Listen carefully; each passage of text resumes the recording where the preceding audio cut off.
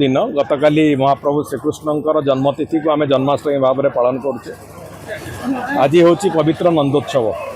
जमीती गोपपुर रे पुत्र आगमन रे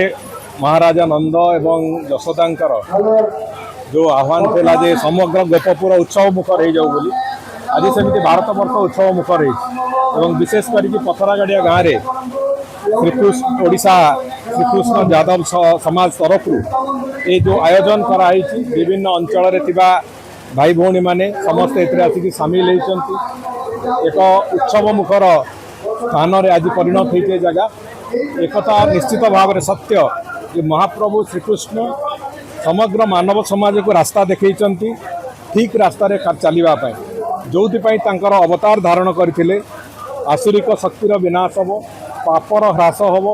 एवं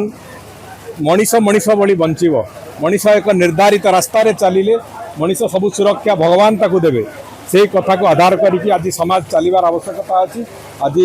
नंदोत्सव ये उत्सव पालन आमको से रास्ता देखा से मार्ग देखा मु तेणुक आशा करी भगवान पाखे प्रार्थना करी जे भगवान समस्त को सुख शांति समृद्धि दिंतु